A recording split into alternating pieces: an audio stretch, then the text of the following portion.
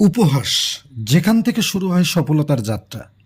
একটা বিষয় খেয়াল করে দেখো, তুমি যখন কোনো সাধারণ সিদ্ধান্ত গ্রহণ করো, যেমন চাকরি করা, পরীক্ষা দেওয়া বা বিয়ে করার মতো চিরচেনা রাস্তায় হাঁটো, তখন খুব বেশি কেউ কিছু বলে না। সবাই চুপচাপ দেখে, কিছু উৎসাহ দেয়, কিছু পরামর্শ দেয়, হয়ে যায়। কিন্তু ঠিক তখনই চারপাশ অস্বস্তিতে পড়ে যায়, যখন তুমি ভিন্ন কিছু করতে চাও, নিজের একটা স্বপ্ন গড়তে চাও, নিজের মতো করে ভাবতে চাও, কিছু আলাদা করতে চাও। সেখানেই শুরু হয় উপহাস। এটা দিয়ে কি হবে? তোমার মতো মানুষ এটা পারবে? বেকার সময় নষ্ট করছো। এই কথাগুলো শুনে কষ্ট হয়, এটাই স্বাভাবিক। কিন্তু এটাও ঠিক যে এই কথাগুলোই তোমাকে সত্যিকার অর্থে গড়ে তোলে। কেন উপহাস আসে? কারণ তুমি পরিচিত ছকে হাঁটছো না। মানুষ নতুন কিছুকে প্রথমে ভয় পায়, তারপর ব্যঙ্গ করে, এরপর প্রশ্ন তোলে, আর সবশেষে সেই নতুনকেই মেনে নেয়।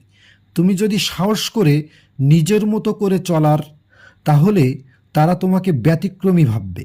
কিন্তু ব্যতিক্রমী হওয়াটাই তো বড় হওয়ার প্রথম ধাপ। সবাই যা করে সেটাই যদি করো, তাহলে নতুন কিছু তৈরি হবে কিভাবে? উপহাস আসলে এক প্রকার প্রশংসা ছদ্মবেশে। তারা তোমাকে ব্যঙ্গ করে কারণ তুমি তাদের পরিচিত গণ্ডির বাইরে চলে গেছো। তুমি হয়তো সেই কথাগুলোতে ভেঙে পড়তে পারো, আবার চাইলে সেগুলিকে শক্তিতে পরিণত করতে পারো, এগিয়ে যেতে পারো।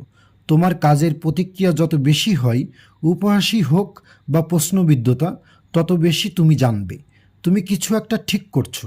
ইতিহাসও তাই বলে।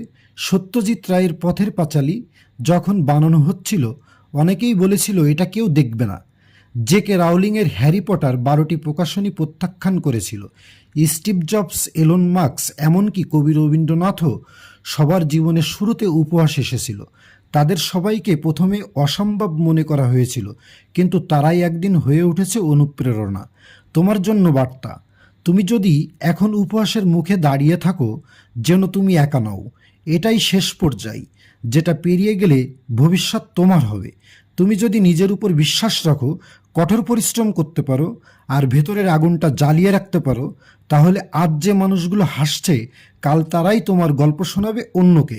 শেষ কথা, উপহাসের মধ্যে লুকিয়ে থাকে ভবিষ্যতের সম্ভাবনা। তোমার স্বপ্নের দরজা খুলে আছে, শুধু দরজার সামনে একটু হাসির শব্দ বাজছে। ভয় পেও না, এগিয়ে যাও।